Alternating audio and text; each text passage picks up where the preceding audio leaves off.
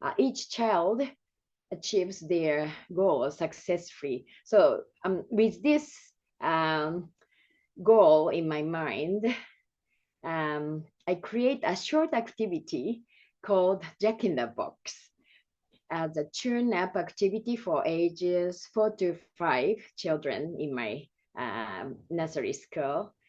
And it uses a small puppet and a chant, very short chant, and the drum, hand drum. And it turned out to be a powerful way for children to experience time, space, and energy. Until last month, these 4 to 5 years old children, I just have I have been teaching only 20 minutes lesson till March. But after the children 6 to 7 years old, they moved to the primary school. So the remaining children started to have the lesson with me 40 minutes. So it's like a double longer. So I was thinking how to, how so just I wanted to create something that would capture their attention, something playful and engaging to help them enjoy this new longer lesson with me. So here you are.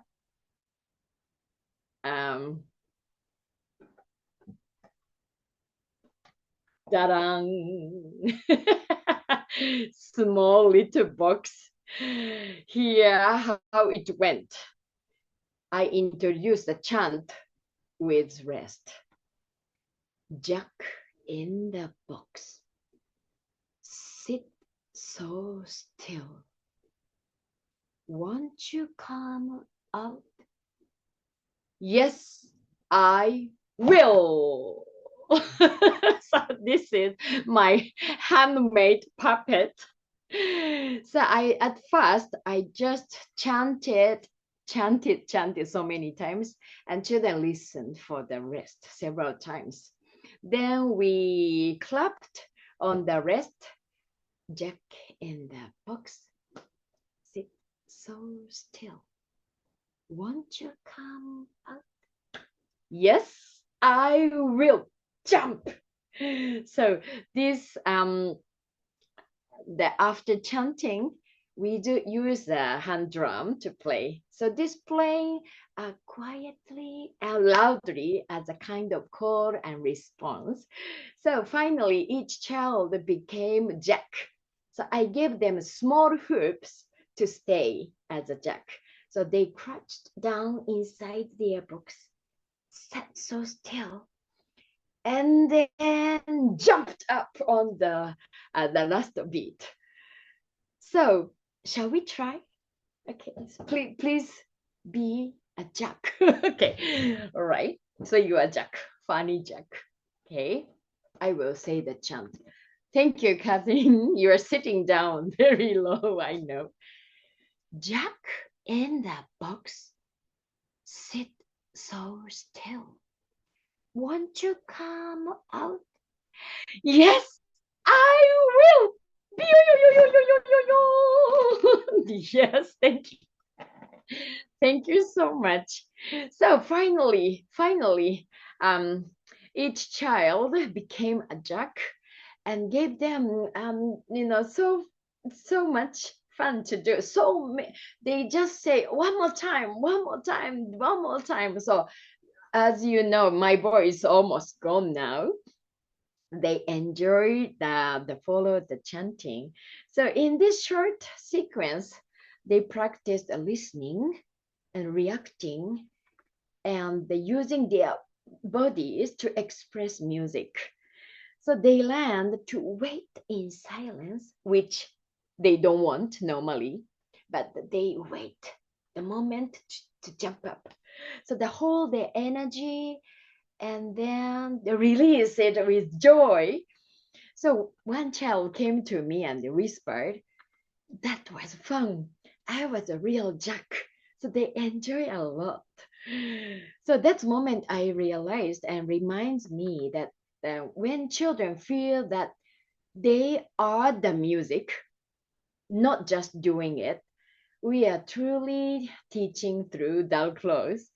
So I'd like to close by using as the saying, even a simple puppet, even a simple puppet, ding, Jack, can help children move and feel. Thank you very much. Hey, so lovely. Oh, Thank you. what a nice event today. These meetups never cease to impress me with just how much richness there is out there. And I love both of these presentations because on the one hand, they're quite simple. Like there's nothing so extreme going on. These aren't like 20 steps to get to an end. They're very direct and very clear. And yet, in both cases, such obvious joy and ways of involving the young child in the participation. And while both of these presentations were sort of directed at the younger children, honestly, this is a recipe of direct, simple, and joy-filled that we try to replicate through all of our work. My main crowd are university students, and honestly, it's the same recipe that I strive for almost all the time. There's no need to have 20 steps to something and to finally make it powerful enough. What's really necessary, and Yumi said it there, it's just that we become the music. So rather than music around us, or rather than music over there, while I sit over here and I notice that something's going on, trying to find ways to bring it in and to make it something that I'm actually participating in. It's such an important line and so easily overlooked. Well, we've got a good half hour here where we should definitely ask questions of our presenters, and then we also can just discuss any of the different things that came up. I have a number of notes here, but I would love to ask my friends who are here live with us in the room, anything occur to you as either of our friends were presenting, either something to comment on or a question to ask?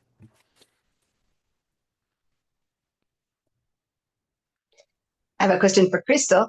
And Yes. at what time do you actually introduce the violin? I mean, it was really fun and song and so catchy as well. But at what point do you then transfer those skills onto a bow or a violin and bow?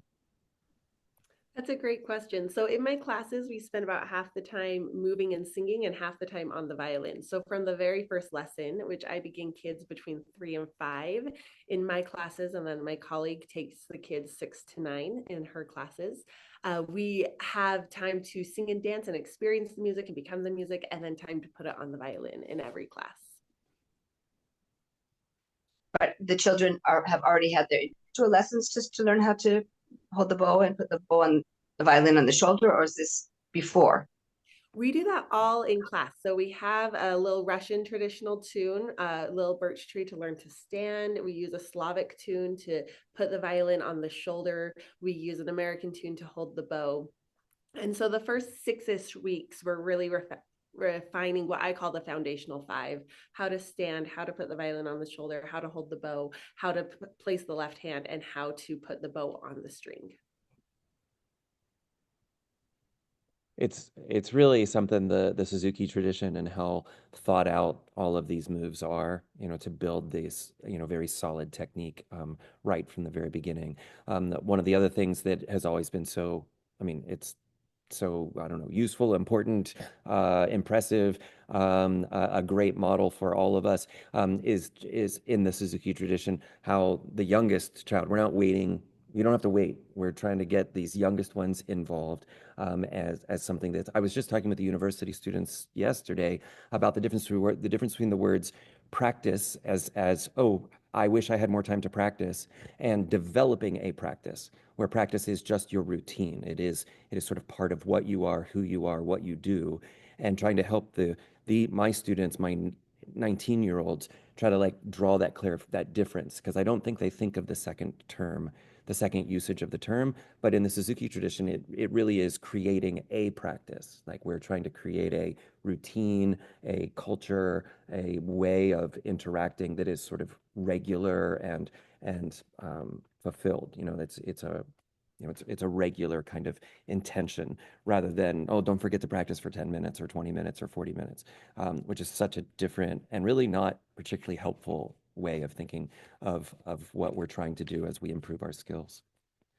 Other thoughts or comments? Crystal? Yeah, I wanted to ask, yeah, because I think Anne and I are both really interested in this because Anne was not anymore, my colleague in Suzuki for many years. I did the more what you would call the pre-twinkle now. And so I'm still, so you don't actually have pre-twinkle classes, but it's contemporary. It's you don't have like a year or something where they prepare, but they start right away. They have like the half of the music, and then is that what you're saying? If I understand that, yeah. Yes. So I actually don't use the word pre-twinkle anymore because I think pre-twinkle leads the idea that the goal is twinkle. And I don't call the Seitz Concerto pre-Vivaldi. I don't call the Kabalevsky Concerto pre-Mendelssohn. I think we called it pre-twinkle because we didn't have any music until twinkle. But now with We Violin, we have great music they can play right from the very beginning. So the techniques are very similar to what you'd see in a pre-twinkle class, but I don't use that term. I use the term We Violin. So we have a We Violin class for a year-ish and then Suzuki Book 1. Yeah, well, we don't call it that either, but it's I don't really know what pre-twinkle classes are like in America, so I don't know. But we have kind of a long I can't think of the word in English, of course, or whatever, where you know, they learn the repertoire from like the first year, and they learn it with a text with words so that they memorize it more easily. And then there's all kinds of little exercises they do, you know, for the round fingers and things like that. And they usually do that for about a year before they start with the violin. But I think that's very interesting, that the way that you do that. Yeah. So That's I don't know very if nice. Anne wants to comment on that. Yeah, go ahead, Catherine. Oh, yeah, I found this, Crystal, both these presentations really, really useful but I'm curious about if you've had any feedback or know anything about people doing it with piano, because I do pretty much Suzuki piano, and we have very little pre-twinkle. And I just give them right away some fun, actually, Bartok songs because they need music right away, but we kind of go right to the piano. So I'm really interested in that. Yeah, that's such a great question. So the Scotia Suzuki School of Nova Scotia, Canada, they do We Violin throughout all their programs. So they've adapted it for guitar, for piano, for violin, for flute. So they take the repertoire and they adapt it for all the instruments. And then they also, the fine motor activities that we did in our class, they've adapted for what fine motor skills does piano, guitar, flute need, cello as well. So I can put you in contact with Christy at the Scotia Suzuki School. I'll put that in the chat. Yeah, and I don't want to take all the time, but the other question is, my kids don't tend to be so young. They tend to start between 5 and 7. So that's another adaptation. Thank you. This is wonderful. And Yumi, your activities, I can see how that's going to be great for starting kids before they get to the twinkle. Thank you. Very good. Yeah, Catherine, thank you. And so nice to see you. Hello. Yumi, I was just reflecting, last week in the UK we had a Dalcroze spring course where we had people new to the method as well as those of us who were about to finish our licenses. So very big range of skills. And even in the advanced group, as soon as you give out a piece of equipment, we all become fascinated with the musicality of it. We switch off our analytical brain and it becomes about the tennis ball or the hoop or whatever. So I think what Stephen was saying about your presentation, it's important for all of us, not just the little children, to find that joy and the curiosity and the fun within the music. And I think equipment really, really helps us to do that. I do a similar thing with my little ones with rests that you did, and I start with a song with always the rest on the 4th beat, and then I tend to then play something else. It might have 5 beats, then a rest, or then 7 beats and a rest. And as soon as they've got this idea of doing something positive in the rest, you can change the meter and mess around with all sorts of complicated musical concepts, and they don't realize that it's hard. So thank you. I loved your puppet in the box. I want to make one. Yes, it was so impressive that you made that yourself. We're all in awe. Aw, so good. So very good. I put some chopsticks behind,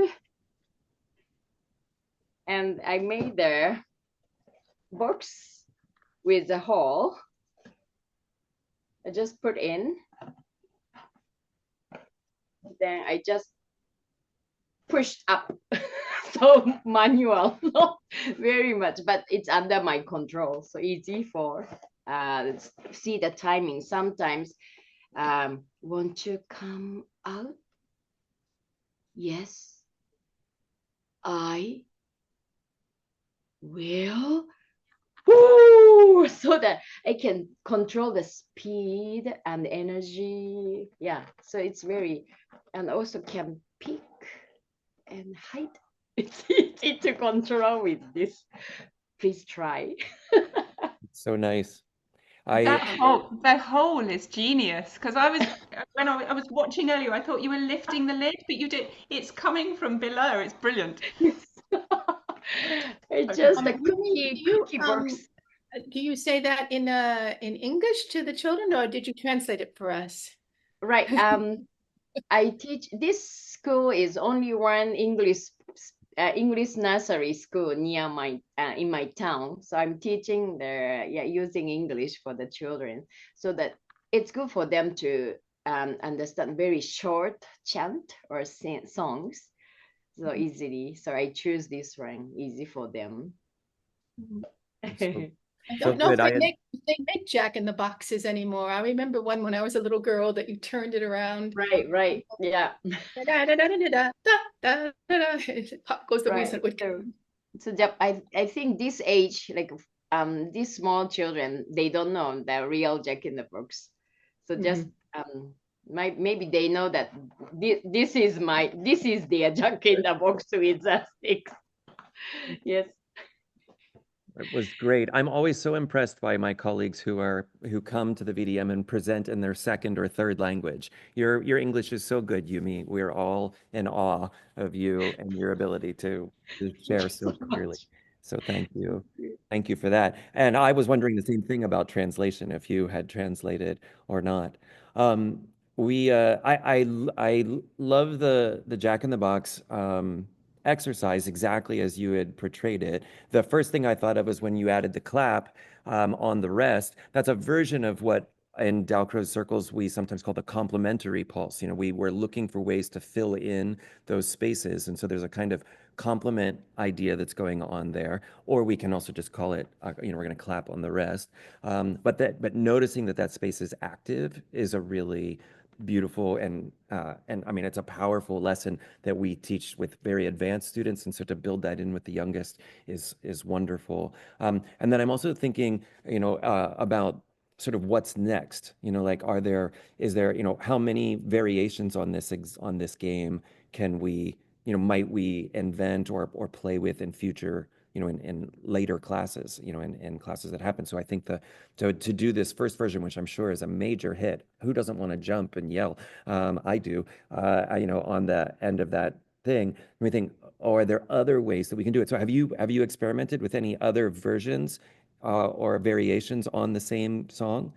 You know, I was thinking we have the literal puppet and the box. But if I put that after we've done it a couple times, now it's the third week or the fourth week that maybe they say, oh, can we play the game again? And then we think, well, what if we just pictured the box and I could do it with my hand? Can you make your own hand the box? And can you break out? Can you make your own hand the top of the box and you yourself pop out? When you said, each child is the Jack, I thought, well, there would be a version where everybody is their own Jack at the same time. So the whole room is down and the whole room pops out. And then there could be, let's take turns. So, so now it's child one's turn to be the jack, and then we have to figure out what does everybody else do. I thought also maybe the whole room in a more, after we've done this the 6th time or 7th time, maybe the whole room becomes the box. That is, the children become the box with one child in the box, and then the room blossoms out, and then the one child can jump. And now we could rearrange. Somebody else gets to be in the middle, and the rest of the room maybe puts their hands over them, and they cover them as they are the box. And now we out. And I was thinking of those complementary claps. You know, if we're all in, what can the room be doing? Not only hiding, but somehow flick, flick, or change direction, or make a clap. Like there would be. There's so many fun ways we could sort of build on the exercise, which is so much the fun of it. Other things anybody's thinking of? I'll give you just a second. I just want to say I love the use of time, space, and energy, and the way you're allowing the kids to see that, and then as they're doing that, to experience that. That's really beautiful. Yeah, Crystal, where are you working on your Dalcroze credentials? With Jeremy Didis. Yeah. And Jeremy is one of our American colleagues who's had a long connection with the Suzuki world, and so he's maybe has had more than any of the rest of us, where he's really gotten into and knows that method so well. So we're very excited to see all of that. The other thoughts that are coming up. The idea of props was both in the introduction today, and obviously Yumi has mentioned hoops and has the actual box with Jack. Catherine, you had mentioned the hoops and the scarves and the balls. We should, maybe we'll just take a second. I'm always thinking about not only the people who are here in the room with us, but people who watch after the fact, and just know that it's a very wide audience. So around the world, props, or different schools like to call them materials, manipulatables, things you can grab a hold of, are used differently in different places. Some traditions are very prop heavy. They like lots of exercise. There's always, or not always, but often balls or scarves or hoops or whatever in the room. And other places, much less. My main teacher, Marta Sanchez, she almost never used anything. It was always just the body. And I don't think she disliked the props. I think she just didn't feel like she needed them. She was able to do so much just by getting the body involved. And then I studied in Geneva for a bit, and man, their props cabinets are full. They are, and so curated. These aren't just any balls. These are the balls. And they have like 6 different weights and sizes and heaviness and squishiness and bounciness. Like they have all different, which they very carefully pull out the correct one for the exercise that they're trying to do. And so I was just blown away when I was first there to see not only what variety, but how much care there was about what are these exact props. What are the materials that they're using? They weren't just random. They were really thoughtfully curated. And I think that is, again, speaking of time, space, energy, is another sort of example of how we're aware of that. That, well, here's a ball that bounces high, and here's a ball that doesn't bounce at all, or here's a bean bag. And so what would be an appropriate, you could do it from either direction. What would be an appropriate music that would match a beanbag as opposed to matching a racquetball, and versus what would be the appropriate material to match a Jack-in-the-Box game? What would make it sort of most ideal that would enliven where you're going? Not sure if anybody wants to talk about props for just a minute. Do you have a special prop or a curated tool that you feel like has been more beneficial than just generic? Christine, was that a hand? Yeah, no, I was just going to say that if anyone is interested in props, that can look back at a course that you have in your library. I'm sure of Joan Pope's short course, which is just incredible. The props that she uses. Joan Pope is Australian, no? And it's just wonderful. And she uses just objects in the house. She collects so much stuff that, in fact, the video, you just saw this cluttered room that she stays in, that it looks like one of those people you see that they have to teach them to throw their stuff away because she throws nothing away, but she used it all in such interest, and it was really, really fascinating course, and if anybody wants to, you guys still have that. So it's really been. Yeah, we do. Joan Pope, when we use the word masterclass, Joan Pope is like the embodiment of the masterclass. Like not just like somebody who's teaching some stuff that they thought about, but I mean, we're really talking about a masterclass Yeah.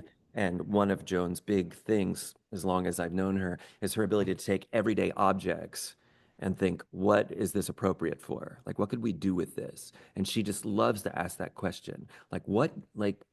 What's around, like, what could I do with this? And we think, well, it does this, it does that. I could swing, I could poke, I could flourish, I could bounce, I could tap. And so she's just has offered such a masterclass in noticing the word in design we would use is the affordance of whatever the prop is. You know, what does it afford? It allows for, it encourages, it pulls, it nudges, and then think, oh yeah. And so there's a famous set of lessons she taught where she brought into the room a series of just spoons.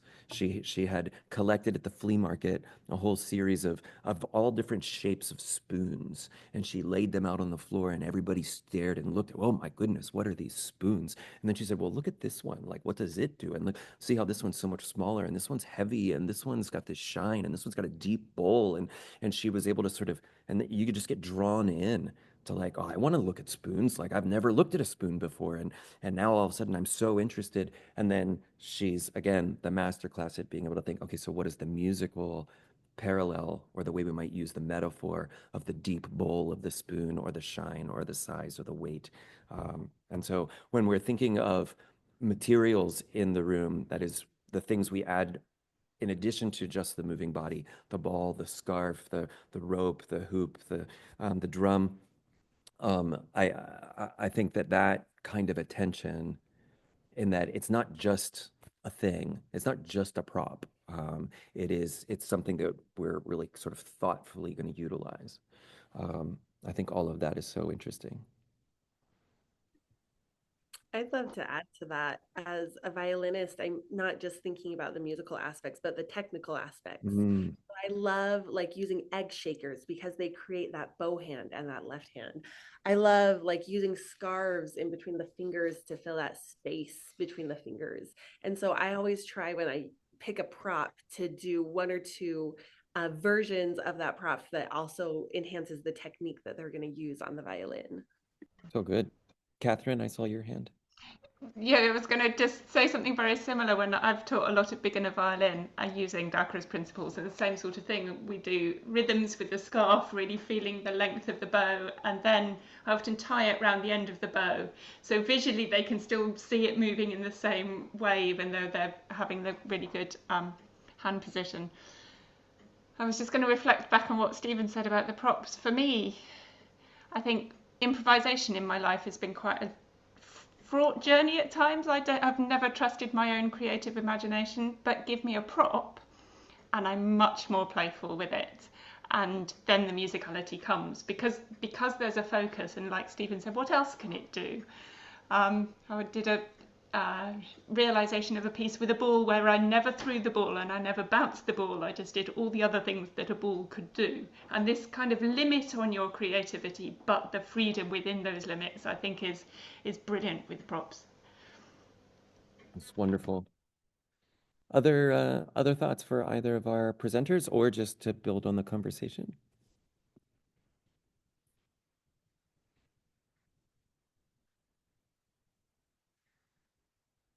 So one of the things that I'm thinking, just as we mentioned the props again and the balls and all, is, well, the first is, which I think Catherine said right away, which is that as soon as we offer any prop into the room, everybody turns into a child and wants to play with the prop, play with the toy, play with the whatever. And so I always very thoughtfully kind of make everybody play with it for at least 5-10 seconds whenever we hand out anything, rather than handing it out and saying, don't make noise, don't play, don't be fun, don't smile. I just assume that that's the required first step of any material that I'm going to hand out. Of course, we're going to well, what does it do? What is it? How does it feel? How does it squish? Let's bounce, let's throw, whatever. And somebody loses their ball and they have to run over across the room and go pick it up. And that's just part of it. And then, especially with the children, but really almost with any crowd, particularly if I think classroom management is a little bit of an issue as I hand out whatever the thing is, I'll say, show me the ball. It's sort of my sort of rote first thing. So first is I toss out the whatever or go grab the whatever from the drawer or the bin or the what have you. And there's a teeny bit of mayhem, which is embraced. I expect it. I want it. I want the room to be playful. And then to pull everybody's attention back rather than saying, stop dancing the ball or don't, why are you doing why are you playing? I just say, show me the ball. And then I hold up my ball and just place it in front of me, and I'm sort of still, and I'm thinking about it, I'm looking at it, and then everybody just does the same. They show me the ball, and now I've earned myself 5 seconds of attention that I need to sort of fill with the next cue. Like, where are we going from here? If I don't have a cue ready, if I don't know what's next, then I'm going to, of course, lose my management, and the class will descend into mayhem. But if I know where I'm going, all the students need from me is that, oh, he knows what's going on. He's got a plan. And then they'll follow my plan, with me as we go. So to catch the attention back in the room, show me the ball or whatever the thing is. Show me your scarf, or, I'll give some sort of pose or position or way that we're going to hold to begin. And then from there, we're trying to figure out how do we initiate now an engagement that that comes from this is the reason you're holding the thing or the reason that I had you hand out. So that was the first that I was thinking. And then the second is that we were talking about what good are these props. And I love that Crystal has pointed out the technical affordances or the technical sort of opportunities in these. And I think that's really important.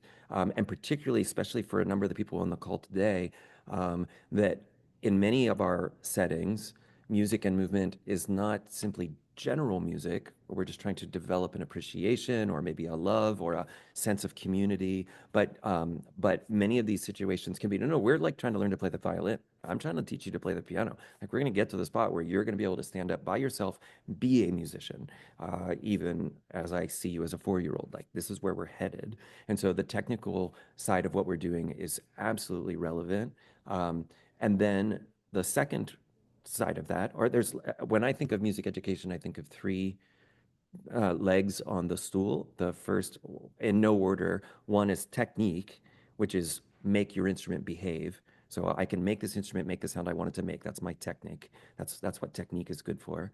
And then a second is literacy. And so someday, depending on my students and what they need, we may very well talk about what's the difference between a quarter note and an eighth note, or what's a forte versus a piano, or anything I can kind of point at and name is developing my literacy. That's an A flat, not an A natural. So that's my literacy, what I can name. And then the third part is my musicianship. That is my inner awareness of musical motion. And so many of our props offer that to us. That is, they give us a sort of concrete, visual, tactile understanding of that musicianship part. And so when we toss balls, my favorite part of the ball toss is the moment where the ball is loft and weightless at the top of its arc before it comes back down, and trying to get a sense for that, which of course is the same sense we see in a conductor's arm, and of course has something to do with the bow arm. But there's both the technical way to recreate that, and then there's the sort of inner awareness of heavy light that the ball demonstrates for me. And any of our props have some version of musicianship that can be drawn out of them, which is that whole Joan Pope masterclass. And so we're trying to so we can use the materials for any and all of these goals. I have very specific technical things that I need you to start to imprint in your body. And Crystal has listed off a number of them for the violin today. I also have, it's useful for me to show you twice as fast, twice as slow. We're going to name it as twice as fast, twice as slow. I'm going to start to build up your literacy here and there as we use this thing to sort of name objects or events in our score. And then really important to, I think, all of us, and especially a Dalcrozian sort of top tier set of goals, is this idea of musicianship, which is the inner awareness of motion, and how do I have some ability to affect that as an artist. And the props often give us a way, just as Catherine was saying, I don't like to improvise, or I've never felt comfortable in this certain way, but all of a sudden you give me a scarf and, well, of course I can wiggle it around in ways that were unpredictable. And it's as though the scarf is doing it, I'm not doing it. And so it has been for all ages. To give anybody any of these tools in the class is a way to let them focus on that and hopefully be a little less self-conscious about their own creativity and all. I'm sorry, that was a lot of ranting by me. Somebody else should say something. Any thoughts about any of that, or change the subject? Well, yeah, I just had a question, Crystal. Your book, are the songs, are they in other languages also, or are they all in English? Yeah, so there's 13 different languages from 29 different countries, if I remember. And I keep the original language for whatever tune it comes from Okay, whatever country it comes from. okay, thank you.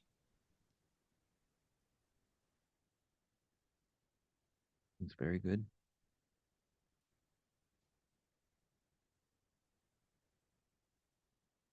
We have just 5 minutes left, and so we have room. I'll just note one of the things that seems so obvious that was alike between our two presentations today was the amount of joy that Crystal and Yumi brought to their classroom. In my version, or our version of Dalcroze pedagogy, and we're bringing up new teachers and we're trying to get them to sort of, what's it mean? What would you be doing if you wanted to be a real Dalcrozian? Spirit of play and joyfulness are top level, top shelf goals. They're not just like nice extras, or how lovely that you enjoyed yourself, or, oh, they're such a good teacher, they always smile. It's not that at all. It's, if there isn't an actual spirit of play or spirit of joy in your classroom, something's not right. This is actually not the work that we're involved in. And so, and I'm not aware of that in many, it's certainly in my sort of more formal music education training at university, that was never really said. That wasn't like, I mean, it'd be good if you enjoyed yourself, but you also know this is hard. And so crack the whip and get them going. And yet we have this mandate as Dalcrozians to find the playful, to create the creative, to encourage, to nudge, and to figure out how can I, the teacher, be in a spirit of play myself. And so, as I was just trying to brainstorm other things we might do with Yumi's Jack in the Box, it's just in that. It's just thinking, okay, now what? Like, how can I continue to keep myself awake and alive and playful in the same way these same 5-year-olds are going to go out to the playground and just going to like make up stuff at recess. Like, they don't show up with a script. They're just inventing in the moment. And so how can I keep some of that spirit of inventiveness in my own teaching and be a model of that for my students? And so I think both Crystal, it took me a second, Crystal, to realize that at least part of the time you were sitting on the floor, like your knees were so high, or you were just picking up your knees really high. But that actually was really meaningful to me watching you present, because it was like, oh, she's in it. Like, Crystal ain't messing around. Crystal's like putting her body into places that not every adult body wants to be. She has figured out how to sort of like embody the spirit of play that she is demonstrating. And Yumi, it was absolutely just infectious.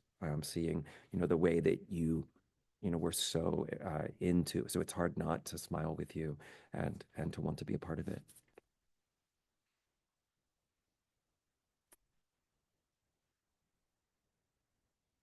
Parting thoughts? I just love our mandate is find the playful. I've written that down. I really think, I mean, it's when we teach pedagogy at Carnegie Mellon, it's said almost in those terms. Like, if there's not, I mean, you're going to have bad days. You're going to have crappy days. You're going to have days where your lessons fail and where you just feel like you got nothing to offer and you don't know what's next. And everything you thought was going to happen went the wrong way, of course. And those days aren't fun and don't feel particularly playful. But our mandate is let's keep looking for it. How do I get myself back into a playground mindset, a in the moment, present, inventing with the people I'm playing with kind of mindset, as opposed to everything locked down and execute the script, execute the script, execute the script. And so we start with good plans, but then are excited as our plans find opportunities to expand and to evolve and surprise ourselves. And I have to tell you, just as I guess I now am a long time enough teacher that I get to say us old timers or us long time teachers, it's the key. It's the key to wanting to keep doing it. I now know why all of my mentors taught into their 80s. Like it's so obvious now. It wasn't when I was in my 20s, but I'm now in my 50s and I've been teaching in under this heading for 30 years. And it's so obvious the difference between my early colleagues who have since left the practice, have, they're not teaching music, they're grumpy about everything. The difference, I think, is just that, well, are you able to remain creative and playful in what you do? Or at some point did it just turn into work? And if you haven't been able to find that creativity, it would be really hard to keep going. But my main two professors both taught into the Marta Sanchez and Annabelle Joseph, both taught well into their 80s, and seemed as vibrant as ever in their last classes. Yeah, Catherine. I just want to say really quickly that as a piano teacher, the second I take them off a piano bench and just do anything, usually I'm just improvising some rhythm thing, there is joy. And also as an older person, I want to say the same thing. I sort of retired and then came back, and that it's the Dalcroze. It's like, yeah, I'm not good at it yet or not there, but I don't want to stop. It's the Dalcroze that I want to keep going with. And not just in the music studio, in life. Yeah, how about that? Yeah. Yeah, watch out, everybody. You start drinking the Kool-Aid, you're going to realize everything is music, and our Dalcroze mindset transcends all. So just watch out. It's a much deeper set of ideas than just putting together a couple little lessons for some kids. Hey, everybody, thank you so much, Crystal and Yumi. It was just absolutely lovely to meet you and to hear your presentations and to witness the sort of commitment and joy you're bringing to your students. For my friends here who are live with us today, thank you. Thanks for coming at this weird hour. We keep trying a couple different hours to see who from around the world is awake at the different times. And so thanks for coming. And sign up for Francoise Lombard's course if you want to talk a little bit more about playfulness and improvisation and ways that can be accessible for all of us, whoever you're teaching. I'm telling you, Francoise has got the goods. We're very excited to be working with her again. Until next time, thank you all. Thank you.